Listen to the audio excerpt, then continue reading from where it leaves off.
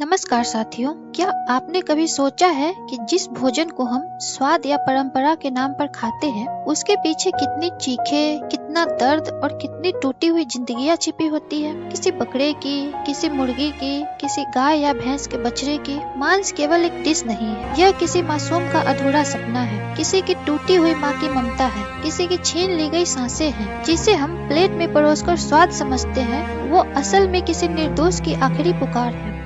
वो बकरा जो बस हरी घास चरकर जीना चाहता था, वो मुर्गी जो अपने बच्चों के साथ चहकना चाहती थी, वो बछड़ा जो माँ का दूध पीकर खेलना चाहता था, उनकी हर खुशी, हर उम्मीद हमारे कुछ पल के स्वाद के लिए छीन ली जाती है। मांस कोई खाना नहीं, यह किसी का जीवन है जो कभी लौटकर नहीं आएगा। कभी सोचा है आपने, एक माँ, इंसान हो या जानवर, अपने बच्चे को 9 महीने तक अपने गर्भ में कितने दर्द, कितनी तकलीफ और कितनी ममता से रखती है। वो हर सांस, हर धड़कन, हर करवट सिर्फ अपने बच्चे के लिए सहती है। जब वो जन्म देती है तो उसके शरीर में दर्द की लहरें दौड़ती है, लेकिन उसकी आंखों में सिर्फ ममता होती है, खुशी होती है। क्या वो सब इसलिए था? अब जरा सोचिए, क्या एक बकरी, एक गाय, एक मुर्गी, ये सब अपनी औलाद को इसीलिए जन्म देती है कि कोई इंसान उसे सॉफ्ट मीट कहकर प्लेट में परोस दे? क्या एक माँ की ममता की कोई कीमत नहीं? क्या सिर्फ इसीलिए वो बोल नहीं सकती, हम उसके बच्चे को मारने का हकदार बन जाते हैं? एक माँ का दिल भी धड़कता है जब कोई माँ, चाहे वो गाय हो,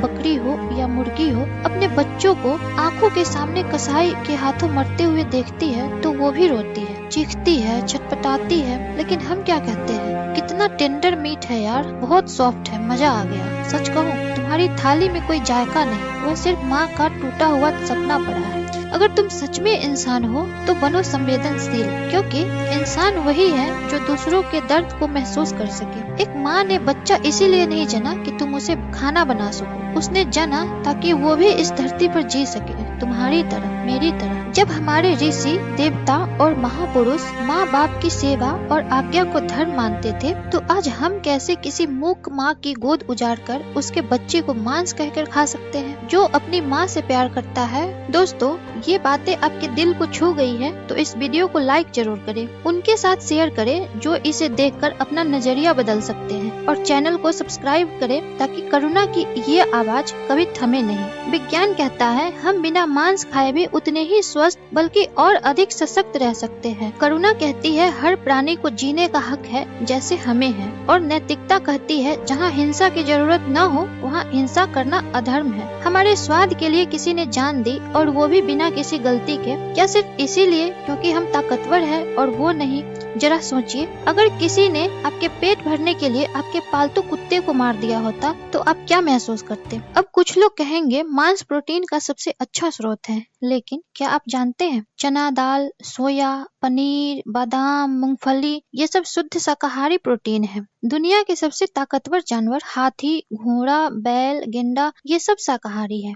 आजकल के बहुत से एथलीट्स, बॉडी बिल्डर्स भी प्लांट बेस्ड डाइट ले रहे हैं, न सिर्फ नैतिक कारणों से बल्कि स्वास्थ्य के लिए भी। और सबसे बड़ी बात, WHO ने रेड मीट और प्रोसेस्ड मीट को कार्सिनोजेन यानी कैंसर पैदा करने वाला बताया है। तो क्या हम सिर्फ स्वाद के लिए अपनी सेहत और किसी मासूम की जान दोनों का नुकसान करें? मांसाहार बंद करना सिर्फ एक डाइट प्लान नहीं है, ये एक संवेदनशीलता का चुनाव है। हम इस धरती पर जीने नहीं, दूसरों को जीने देने के लिए भी आए हैं। तो अगली बार जब आप किसी थाली में मांस देखें, एक पल को सोचिए, वो किसी की माँ, किसी का बच्चा या कोई मासूम जीव था जिसने सिर्फ इसलिए दम तोड़ा क्योंकि आप कुछ पल के लिए स्वाद चाहते थे। आइए एक वादा करें, हम जानवरों को सिर्फ खाने की चीज नहीं समझेंगे, हम अपने स्वाद से किसी की जान नहीं लेंगे। हम ऐसा जीवन चुनेंगे जिसमें दया, बुद्धि और जिम्मेदारी हो। आजकल हम सोशल मीडिया पर देख रहे हैं, दिवाली आते ही लोग कहते हैं पटाखे मत जलाओ, जानवर डर जाते हैं, चिड़िया सहम जाती है और कुत्ते छिप जाते हैं। बहुत अच्छी बात है, किसी भी जानवर की तकलीफ पर आवाज उठाना जरूरी है,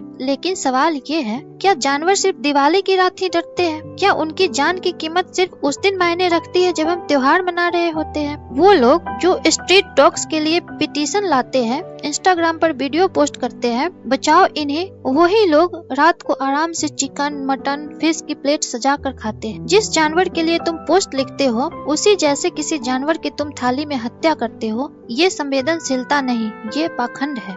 हमारी करुणा सिर्फ सोशल मीडिया तक नहीं होनी चाहिए। अगर हम वाकई जानवरों से प्यार करते हैं तो वो प्यार प्लेट में भी दिखना चाहिए, ना कि किसी जानवर की जली हुई लाश में। जानवर सिर्फ वो नहीं जिसे तुम छूते हो, जानवर वो भी है जिसे तुम खाते हो। शास्त्रों में भी कई उदाहरण हैं जहां महापुरुषों ने पशुओं की रक्षा के लिए अपने प्राण तक दांव पर लगा दिए, जैसे कि राजा शिवी की कथा। उस दिन एक कबूतर उनकी शरण में आया। उसके पीछे पीछे एक बाज पहुंचा और बोला, राजन, यह मेरा शिकार है, इसे लौटा दो। राजा शिवी ने उत्तर दिया, यह मेरे पास शरण में आया है, अतः मैं इसे नहीं सौंप सकता। बाज बोला, अगर इसे नहीं दोगे तो उतना ही मांस अपने शरीर से दो। राजा शिवी ने बिना हिचक अपने शरीर का मांस काटकर तराजू में रखना शुरू किया, लेकिन अचरज यह कि कबूतर का भार हमेशा ही ज्यादा दिखता। आखिरी में शिवी ने कहा, मैं अपना पूरा शरीर दे दूंगा, पर इस मासूम प्राणी को तुम्हें नहीं सौंपूंगा। तभी देवता प्रकट हुए और बोले, राजन, आपने धर्म की रक्षा की है,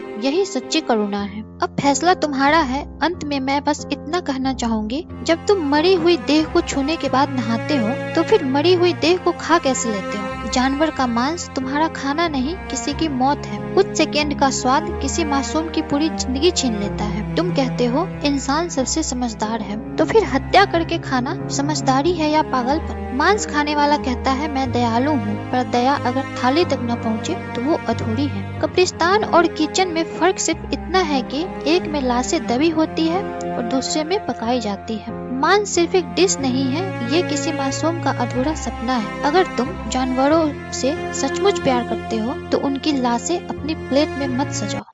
ऐसे ही वीडियोस के लिए हमारे चैनल को लाइक और सब्सक्राइब करना ना भूलें।